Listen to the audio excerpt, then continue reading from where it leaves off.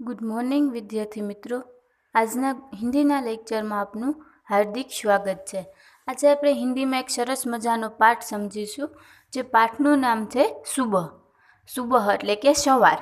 સવારમાં જે વાતાવરણ હોય અને જે કામ થતું હોય, કોઈ તહેવાર આવતો હોય તો શું ફેર પડે સવારમાં, એની આખી પાઠમાં વાત કરવામાં આવી છે. તો આપણે પાઠ પહેલાં શબ્દોસર સમજીશું. પોલિયો की बीमारी से बच्चे विकलांग हो जाते हैं. પોલિયો એટલે કે જે કોઈ હાથમાં કોઈને ખોટ હોય, કોઈને પગમાં ખોટ હોય, કે જન્મજાત અથવા તો જન્મ પછી કોઈ એવો તાવ આવે ને તાણ આંચકીમાં કોઈ એક અંગ ખોટું પડી જાય, જે કોઈ કામ જ ન કરે, એની નસું બધી સુકાઈ જાય, એને કહેવાય પોલિયો. એટલે કે એનાથી કે બાળકને કે ઘણી મુશ્કેલી પડે છે. बच्चों को इस बीमारी से बचाने के लिए उन्हें पोलियो की दवाएं पिलाई जाती है. કે બાળકને કે આ બીમારીથી બચાવવા માટે એને પોલિયોના ટીપા પીવડાવવામાં આવે છે. આપણે ઘણી વખત જોયું હોય તો બોર્ડ માર્યો હોય કે આટલી તારીખે રવિવારે, ખાસ કરીને રવિવારે જ પોલિયોના ટીપા પીવડાવવામાં આવે છે. આંગણવાડીમાં એ પીવડાવવામાં આવે છે. એટલે કે આ પોલિયો ન થાય બાળકને એ માટે એના ટીપા, રસી પીવડાવવામાં આવે છે. इस सच्ची घटना में पोलियो विकलांग बालिका रेशमा अपनी सूझबूझ और साहस के काम लेती है. કે આપને જે પાઠ આપ્યો છે એ પાઠમાં એક રેશમા નામની છોકરી છે. એ છોકરીને પોલિયો છે, તો એ પોલિયો હોવા છતાં પોતે પોતાની જિંદગી કેવી રીતે જીવે છે, સાહસ અને સૂઝબૂઝથી. સૂઝબૂઝ એટલે કે એની વિચારસરણીથી અને એની હિંમતથી કેવી રીતે એ જિંદગી જીવે છે એની વાત કરવામાં આવી છે. उसकी शारीरिक कमी उसके इरादों में कभी बाधा नहीं देती.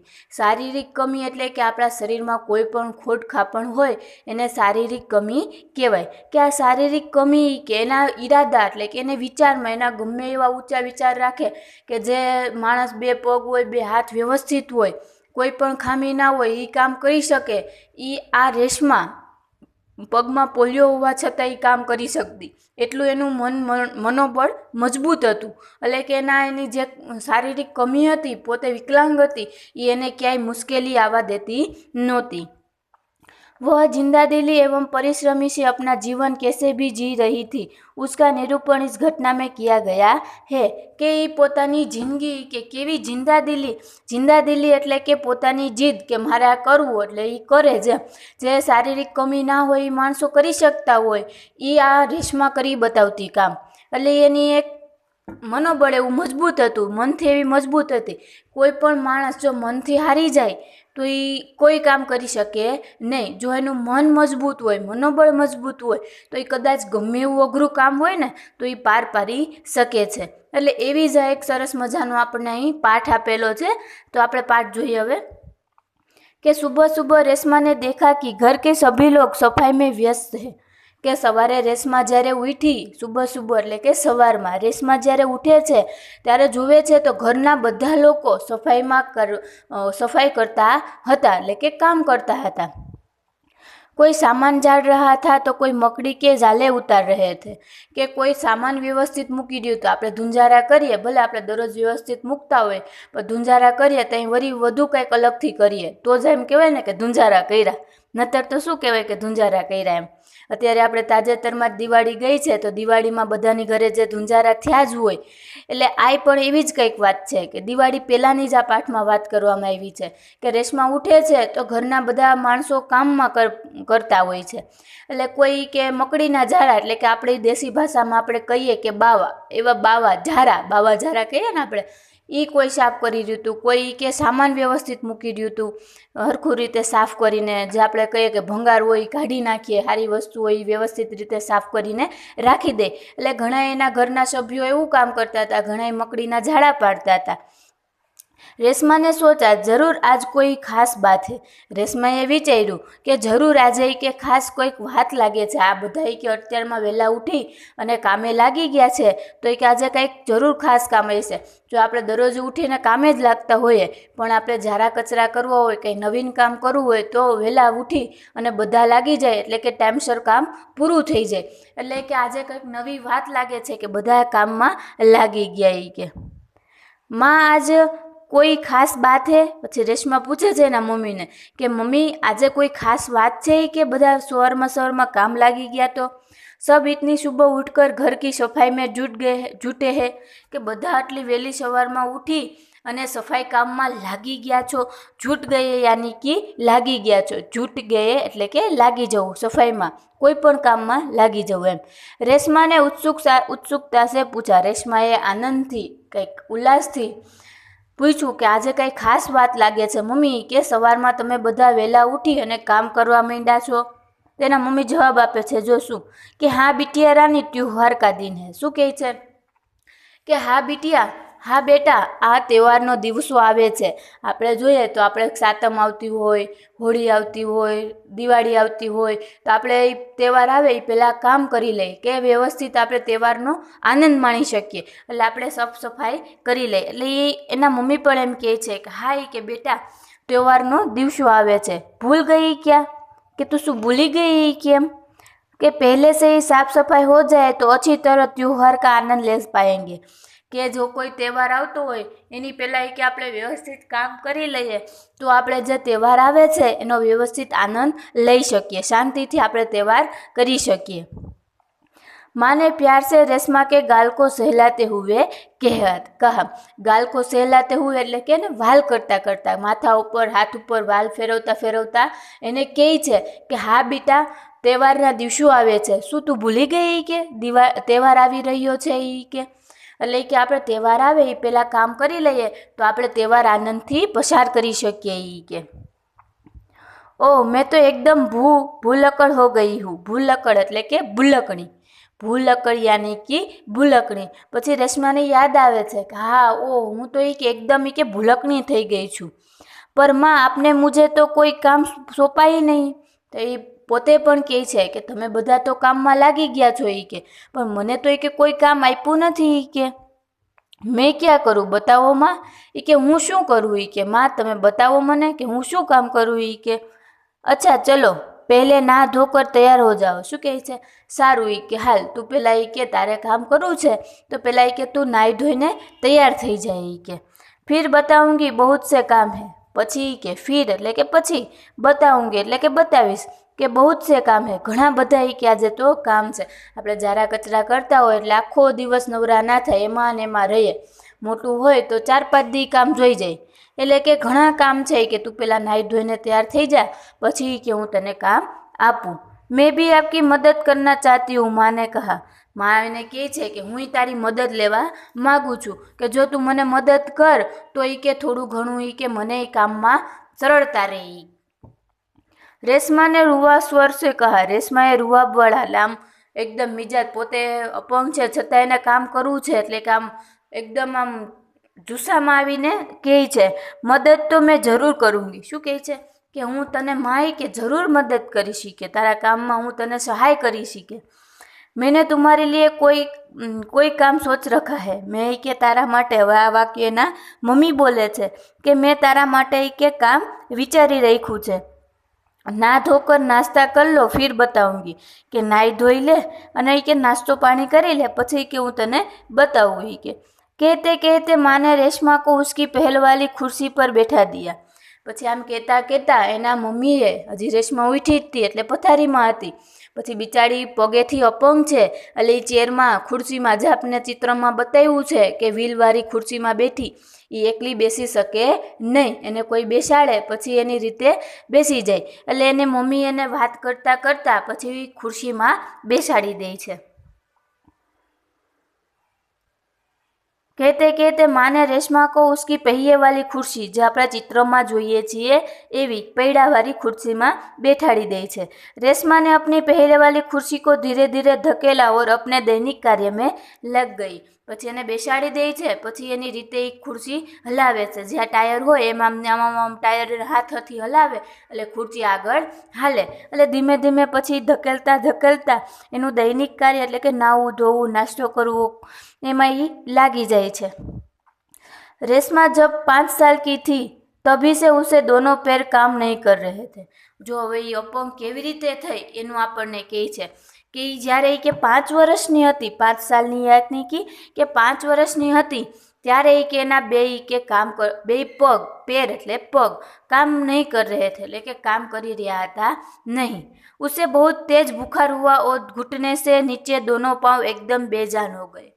જો મેં તમને કીધું તું એમ કે ઘણાઈને પોલિયો જન્મતા હોય ઘણાઈને થોડાક સમય જાય ને પછી જો એવો તેજ તાવ આવે શરીરમાં તાણાચકી જેવો તાવ આવે તો અમુક અંગ ખોટું પડી જાય. જેમ મોટા ઉંમરવાળા હોય ને હુમલો આવે તો કેમ એક અંગ ખોટું પડી જાય, એવી રીતે નાના બાળકોને જો બહુ તાવ આવે તો એ પછી તાવને લીધે અમુક અંગ ખોટું પડી જાય. એવી તાણાચકી ઉપડે, આખું શરીર ખેંચાય, એને લીધે અમુક ભાગ ખોટો પડી જાય.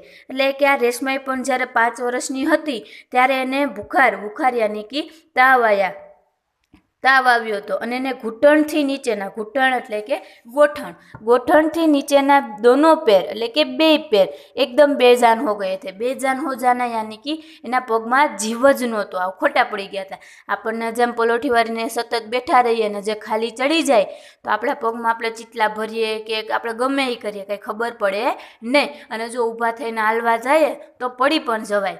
એવી રીતે એના પગ પોલિયોને લીધે ગોઠણથી નીચેનો ભાગ ખોટો થઈ ગયો હતો. હવે ગોઠણથી નીચેનો જ ભાગ ખોટો થઈ જાય તો એ માણસ હાલી શકે નહીં. એટલે એના ગોઠણથી નીચેના 2 ભાગ તાવ આવ્યો તો 5 વર્ષની હતી ત્યારે એને લીધે ખોટા થઈ ગયા હતા, એટલે એને કહેવાય પોલિયો. बहुत इलाज करवाया पर रेशमा के पाँव में जान नहीं आई कि घणे दवाखान कराव्या, घणी सारवार करी, घणी दवा लीधी पण एना 2 पग में जीव आव्यो नहीं, जान नहीं आई एटले के एमां जीव आव्यो नहीं. एटले ए पोलियो थाय एने लीधे जे आपणी नसू होय, लोहीनुं जे हेरफेर थती होय ए नसू न्याथी शुं थाय, सुकाई जाय, बंध पड़ी जाय. उसे पोलियो हो गया था, एने पोलियो थई गयो तो. रेशमा बहुत हिम्मत वाली लड़की थी. रेशमा પોતાના પગ ખોટા થઈ ગયા તો એ એની જિંદગીથી હારી નહોતી ગઈ કે મારી આટલી વર્ષ નાની વયે મારે એવું થઈ ગયું છે તો આખી જિંદગી કેવી રીતે પસાર કરીશ, એવી મનથી હારી જાતી ન હતી. તે હિંમતવાળી છોકરી હતી, એનામાં ઘણી હિંમત હતી. शुरू में उसे ज़रूर दूसरों की सहायता लेनी पड़ती थी कि शुरुआत में जयरे 5 वर्षनी हती अने एना पग खोटा थई गया त्यारे एने घणानी सहायता लेवी पड़ती थी. बेठवामां, ऊभुं थवामां, साइकल हलाववामां.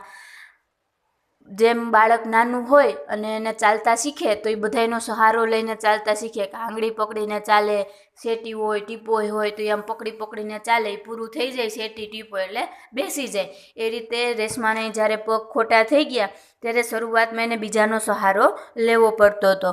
परंतु जब 11 साल की उम्र में वह अपने सारे काम स्वयं कर लेती थी. पछी ज्यारे 11 वर्षनी थई त्यारे एना बधा ज काम पोते जाते करी लेती हती. तो याद राखजो के 5 वर्षनी हती त्यारे एने ताव आव्यो हतो अने एने लीधे एने बने पग खोटा थई गया था घूंटणथी नीचेना. पछी ज्यारे 11 वर्षनी थई त्यारे पोतानुं काम पोते पोतानी रीते करवा मांडी, स्वयं एटले के पोतानी रीते. वह अपने परिवार पर अपने काम के लिए निर्भर नहीं रहना चाहती थी કે એ પોતાના કામ માટે પોતાના પરિવાર ઉપર આશા રાખવા માગતી હતી ને કે ભાઈ મારે તો પગ આમ છે, હું કાંઈ કરી ન શકું, મને આમ કરી દો તો જ હું કરું, નહીતર હું બેઠી રહું, એવી એના ઘરના ઉપર આશા રાખતી ન હતી. પોતે પોતાનું કામ પોતાની જાતે જ કરી લેતી.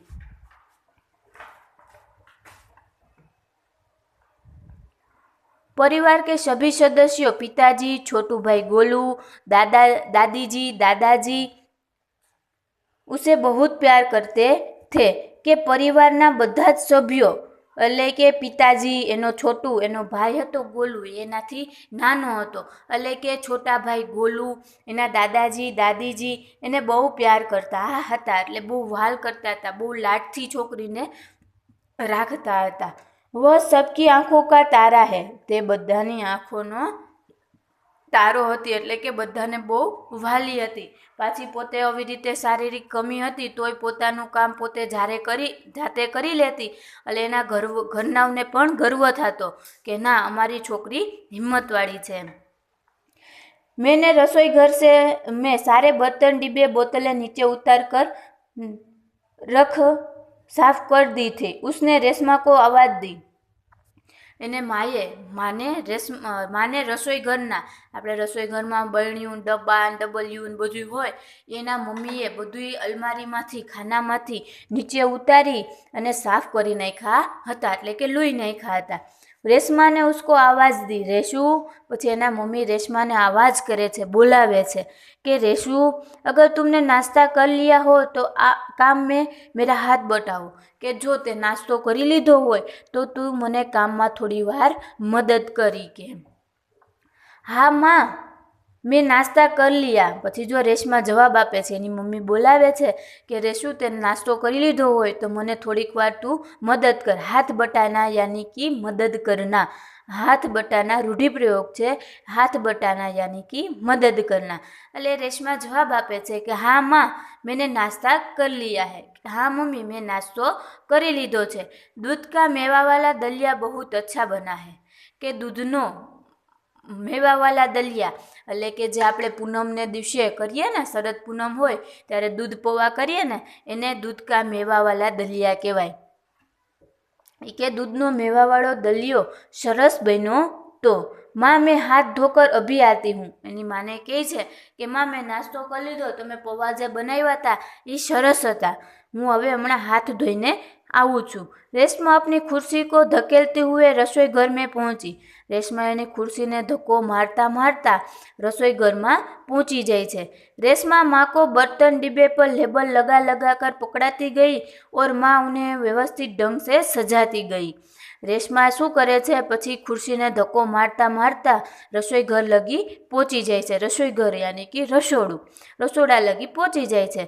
અને રેશમાએ એની માને શું મદદ કરી, તો કે જે વાસણો, ડબ્બાઓ, બોટલ એટલે કે બોટલું હતી એમાં લેબલ લગાવી દે છે. એટલે કે આ મીઠાની બેણી, આ ચટણીની, આ જીરાની, આ હળદરની, આ ખાંડની, એ રીતે કાગળમાં લખી લખી અને એ કાગળ બોટલમાં ને ડબ્બામાં ચિપકાવતી જાય છે અને એની માને આપતી જાય છે. એટલે એના મમ્મી વ્યવસ્થિત રીતે પાછું હતું એ રીતે રસોડામાં મૂકતા જાય છે. જો लेबल लगा लगा कर पकड़ाती गई એટલે કે એની મમ્મીને આપતી જાય છે. और माँ व्यवस्थित ढंग से उसे सजाती गई, કે એના મમ્મી ડબ્બા ને બોટલું, વાસણું બધું વ્યવસ્થિત રીતે પાછું મૂકતા જાય છે. રેશમાના તો પગ ખોટા હતા એટલે ઊભીને કંઈ મૂકી તો શકે નહીં, બેઠા બેઠા કામ કરી દે. એટલે એ પાછું વ્યવસ્થિત રીતે એના મમ્મી મૂકતા જાય છે. રસોઈ ઘર ફિર સે ચમચમાને લગા. અને રસોડું પાછું વ્યવસ્થિત રીતે ચમકવા લાગ્યું. આપણે કોઈ પણ વસ્તુ છે સાફ કરીએ એટલે આમ ચમકે, આમ નજરમાં આવે કોકને કે નહીં આજે અહીંયા તુંજારા કરેલા છે.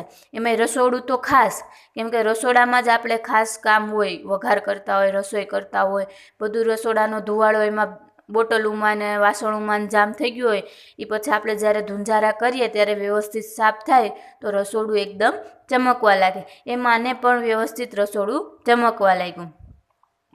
पिताजी दफ्तर पर चले गए. पिताजी दफ्तर पर चले गए. दफ्तर यानी कि काम ऊपर, के ना पप्पा कामे वया गया था. माँ को लड्डू बनाने के लिए कुछ जरूरी सामान चाहिए था. माँ ने लाडवा बनावा माटे कईक जरूरी सामान जोतो हतो. गोलू तो बहुत छोटा है. गोलू શું હતો, બહુ નાનો હતો, એ દુકાને જઈને કોઈ વસ્તુ લઈ આવી શકે એમ નહોતો. રોડ આવતો હોય તો નાનું બચ્ચું હોય તો રોડ ક્રોસ કરી શકે નહીં. એટલે કે ગોલુ તો બહુ નાનો હતો અને એના પિતાજી કામે વયા ગયા હતા અને લડ્ડુ બનાવવા હતા, તો સામાન કોણ લઈ આવી દે એમ. દાદાજી બહુ બુઝુર્ગ થે. બુઝુર્ગ યાની કે ગલઢા હતા. એના દાદી દાદા બહુ ગલઢા હતા કે જે સામાન લઈ શકે, ઉપાડી શકે એવું એની સ્થિતિ હતી નહીં. अब सामान लाए कौन, કે હવે લાડવા બનાવવા છે તો લાડવાનો કોણ સામાન લઈ આવશે. પપ્પા વયા ગયા નોકરી ઉપર, ભાઈ નાનો છે, દાદા દાદી ગલઢા છે, તો હવે કે સામાન કોણ લઈ આવશે. માં પરેશાન હતી કે લાડવા બનાવવા છે ને કોણ સામાન લઈ આવી દેશે એમ. રેશમા ને કહા સામાન મેં લાऊंगी. રેશમા કહે છે કે સામાન હું લઈ આવી આપીશ. કે બસ આપ મુझे सामान की लिस्ट और एक थैला दे दीजिए, કે શું લેવું છે એ એક ચિઠ્ઠીમાં મને લખી દો અને એક સામાન લઈ આવવા માટે એક થેલી આપી દો, એટલે કે હું લઈ આવું.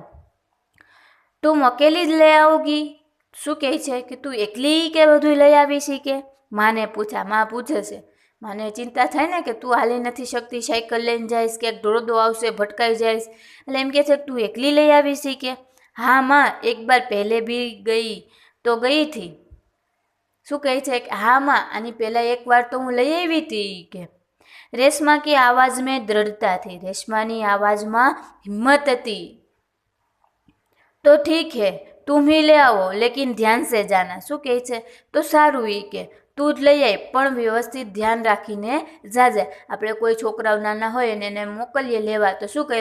હરખો જાજે, રોડ ક્રોસ હરખો કરજે, બે બાજુ જોઈને જાજે, સાધન ન આવતું હોય તો એ જાજે.